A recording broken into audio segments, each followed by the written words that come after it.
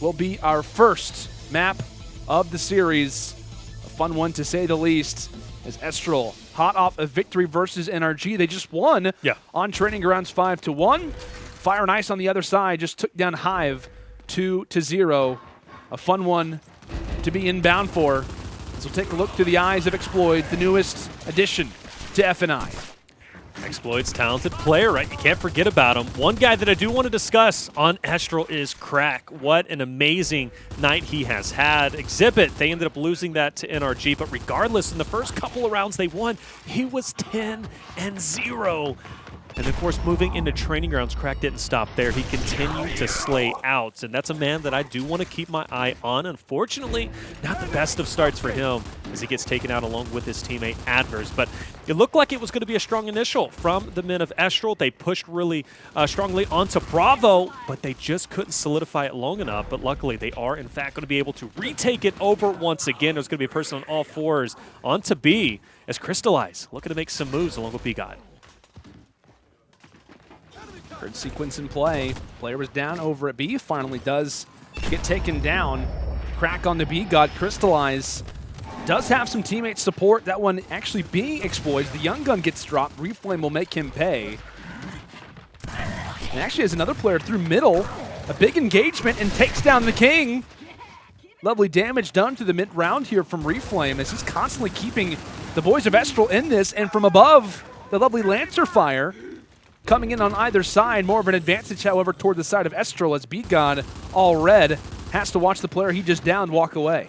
B-God needs to be careful. He's on lives 2 of 4, and he's getting pressured, so don't want to see him get dropped. Same thing with Cardi and Crack for the side of Estral. Both on 2 of 4, and Adverse on 2 of 4. He's going to get dropped himself, so first round, we're seeing that respawn economy really get affected, and you got to start thinking to yourself, okay, if I drop off, when's going to be the time to not respawn in? Well, the pressure's being applied. Estral looking to go for this OE attempt. They're just wanting to drop a couple more players from FNI, and they're going to be making that push. Exploits knows this. Hopefully he gets some backup to stop that push, but a good drop with the Lancer. Good work from range. Fire and Ice cleaning house, at least toward this side of the map. 2 versus 1, and there goes Crack. FNI and a resurgence. It looks as if nobody from Estral would decide to spawn back in, and for good reason. A solid round number 1, a long one, but one that Fire and Ice will take regardless. Now, I know we were giving a lot of credit to the side of Estral because they just walked away with the Training Grounds victory, but I will counter that point with another one, Taylor, because Fire and Ice also won Training Grounds versus Hive, as well as Asylum, which happens to be our first 2 maps, and was also the previous 2 maps from Fire and Ice. So you're talking about momentum from either team, Estral coming into it as they just took down NRG. However, if you're FNI, you're saying, hey, not only did we just play Training Grounds, we just played what will be map number 2 as well. We've already played this series before. We're feeling good about it. But hey, we said both teams seeing success tonight on Training Grounds. They're both 1-0. And speaking of 1-0s, Fire and Ice, they grabbed the first as well. Well, it's been a while since FNI has been in Grand Finals, right? Yep. So they're obviously playing for that. They know what's at stake. And I think with this being a pure Lat Tail match, it means a lot, right? Because, I mean, you're literally looking right now at your Pro League matchup. And for me, I think these guys have something a little bit more to prove, maybe a chip on their shoulder. So for me, I think this matchup means a lot. Look at that kill feed, though, all blue. As unfortunately, FNI taking a lot of damage. You see that OE attempt going through. Estral not wasting any time. They're going to hop on Charlie. They're going to hop on Alpha. And now the fight for Bravo is taking place. Raver is looking to stop him and keep FNI alive. Unfortunately, he's going to drop, and the battle for A is going to take place. Fiercely, wisely backs up. Wow. Still goes back in. FNI will stay alive for the time being, but for how long? And it looks as if player number 9 does decide to spawn back in. That's going to be B-God. He was waiting to see how that fight ended up going through. They hold on. In the events that it is, in fact, needed for him to come on back. But like we said, already B-God down to 2 out of 4 lives on the other end. I believe Adverse will also enter into that category as well. B-God, rather, one of the fastest, most aggressive players in Gears of War 5, and definitely in this lobby, as he'll manage to take down somebody for the exact same cause. Aggression meeting the Nasher. 3 versus 1. Good luck to Raver. Kicked in the side, dropped. Estral Esports continuing on to force the issue. Players from either side as B-God. One of the layers peeked back. Estral, they're keeping their foot on the pedal, though. Yeah. And at this point, F&I don't know if they're going to spawn back up. They know exactly what's written on the wall. And yeah, Estral's going to go ahead and take over that round. A pretty aggressive start for Estral. They capitalized in that moment. One thing that I did like is, you know, they went for the trip cap. It didn't work out. That's okay. They backed up. Yeah. They collected themselves. They waited for F&I to make that push over towards Bravo once again. They killed a couple of them, and then that's when they finally went forward and eventually got the team wipe, of course, with F&I not respawning back in. So Estral played that very well. They knew not to get overly aggressive. They remained composed, and obviously it worked out for the best. So we have a great matchup here, all tied up 1-1, Landon. Yeah, we'll see if Estral can kind of continue with that aggression. Like we talked about it, if you're just joining us, aggression, LATAM, perfect combo. And that's what Estral really relied on heavily when it came down to their series victory versus NRG. In round number 1, they take down the Gatekeepers for the first time, not making it into the semifinals. NRG drops, Estral walks away with the W. Exploits, he'll have to sacrifice his life in that particular engagement. B-God misses the shot, somehow Reflame felt the bullets, but it didn't affect him whatsoever. The King receiving that's huge, quite a bit of damage up close, and as you called it, a huge fight for them to win, as now Estral is already at sea. Yeah, you know, obviously that fight meant a lot. Why? Well, because it allowed for Estral to push over towards Charlie, make that OE attempt. They knew they had Bravo already locked in place, so it gives them an opportunity to go for a team wipe. It also gives them the opportunity for go for the domination, and it looks as if nothing's going to stop them. Estral is for sure going to take this round. No, someone is going to be at B. And that fight now, it's going to be between Adverse as well as Choche, the King himself. And Adverse, he's not going to be able to get that pick. Crack from the side will force him to rotate out. And it looks as if Choche, there's not going to be a lot he can do. He gets to chunk, but I think it's going to be all in vain. Will he be able to get a touch? And he will not. Estral wins a good round, but once again, going back to that main point, Landon, fighting that up-top battle was crucial. They took out 2 or 3 players from F&I. That opens up your line of sight right for the Lancer Fire onto Bravo. And on top of that, allows you to OE. So winning that fight up top was crucial, and you really got to owe it to the man of Reflame. He was the main catalyst for that breakout to be successful. He picked up 2, and he was able to secure that round basically by himself. Good stuff. And that's going to force F&I. They've got to make some moves, and that's why they're placing a drop shot down. Very interesting, because we've talked about it. Estral, they've looked great in the initials, and now they're also going to rely on the drop shot to possibly bring them back in this game, or at least to even the score up, hopefully coming into the half. But even still, yeah, we got to think about the future, right? The power weapons don't reset. As soon as this round is over, this drop shot will mean way more than previous. Damage already done. B-God exploits coming through and walking away with some big fights off the rip. That will crystallize the drop shot off the break, as Cardia will win a big 1v1 for the Hill. Decides not to cap it, though. Not the most confident considering the Lancers and the drop shot that could affect him later on, but still yet. A in the hands of Fire and Ice. Estral looking to maybe try and get back to their own home hill as Choche falls yet again. Estral, they finally cap back at C, however, crystallize. Gets the last laugh for now. Instantly met with aggression, though. You know what's so crazy about that? Estral took a beating. Cardi was the last one alive. F&I should have absolutely been dominating this initial. But you see it. Bravo and Charlie's locked in place, and F&I, they win the initial, but they got the drop shot. But was it worth it? Estral already recovering. They're going for that OE to go for Alpha at this point. Now F&I, they're back on the back pedal. This is a huge turnaround. They have to go for B. They're instantly met with Lancer Fire. Reflame trying to prevent this as long as possible. Only doing damage, no official frags in play. Just as I say that, there goes Exploits. And on the other end, be aware of this push from Fire and Ice. They go on the overextension, and they have so many players invested, they may try to make a rotation themselves. However, they're dropping like flies. Cardia, Reflame, excellent damage done here over at B, as now they're tempting for the domination. Fire and Ice, they're going to hit with the door on every single occasion. Exploits, he'll fall just as he tries to enter inside the hill. The knife meets the throat as Estral will claim the first half in a solid 3 rounds to 1. Yeah, 3 rounds in a row, mind you. Very impressive stuff. Cardia has been a man on fire. You see it. 18 total eliminations. He's been the guy winning that up top battle, which is going to be critical now, especially you're fighting for the drop shot and you're fighting for that neutral hill. And Cardia has been a main catalyst for Estral for winning that up top fight. And F&I needs to find an answer for that. Maybe some ensigns could change things around, maybe some shocks, right? Some utilities, if utilized correctly, could be massive. So we'll see if those will be well placed or not. But regardless, though, Estral, they took really, lemons and made lemonade, right? Out of that last play. F&I, like I said, they won that initial. There was no reason why they didn't just back up and take control, but it was a big fight on Bravo that made all the difference. Crystallize couldn't hold his own. Cardia clutched up, and that's really what made all of the strategy fall apart. But Landon, call this initial for me. It's about to get bloody. It definitely is. Reflame exploits. Everybody getting involved in the kill feed early as the Ensign just happens to make the feed a little bit more warm of exploits. Trying to stay alive. Missing a few shots as Cardia will make him pay. Fortunately, Cardia drops just after that, and the King says, wait a second.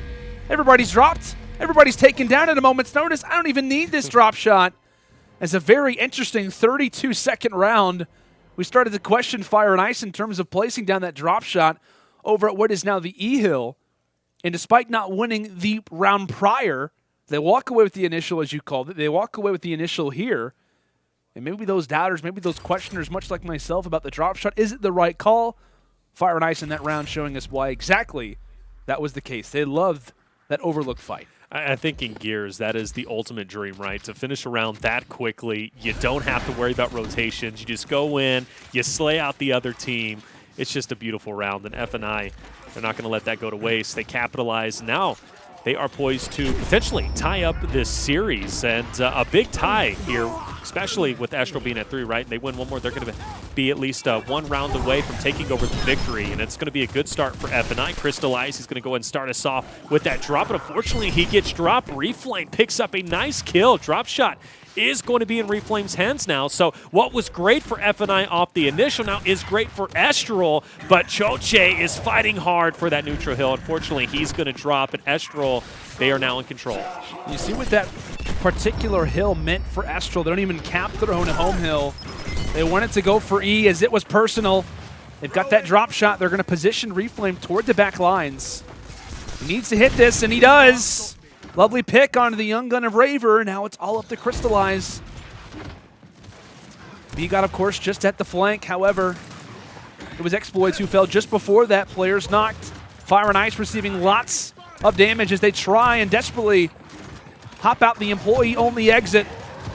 Not going to be able to do so, though, in close and up-quarter fights. It will, in fact, be Estral Esports who walks away with the advantage. Choche on the other end, maybe tempting for an OE, as he will fall through as well. All signs positive for Estral off the break. Yeah, Choche going down there was huge because F&I, they were stacking 2 more players to go for that OE. If Choche wins that fight, I believe against Crack, F&I potentially would have been all up in the face of Estral taking over their home hill. Now they've got to recoup, and it looks as if they're going to be stacking back up to go for that fight, not only for the drop shot once again whenever it does eventually spawn back up, but also going for that neutral hill. Utilities are going to be thrown out, and the break is going to go forward, but not as aggressive as I thought it was going to be. Adverse starting us off strong. He at least is going to get the drop onto B-God, but he doesn't get finished, so I'm kind of curious how that's going to work out, as you do see Choche is going to get dropped himself, and a good hold once again for Estral. Very impressive. We talked about this fight over at Overlook. Fire and Ice have looked so good in back-to-back rounds. Estral, however, this time claiming victory in 2 occasions here in round number 6. Exploits just trying to do any damage that he can for obvious reasons. Teammates not spawning up, not feeling confident about the round, and for obvious reasons. 210 to 141 as Exploits. A drop shot right in his grill. No. Manages to dodge both and even tosses out the emote. Says, you're close, but not close enough.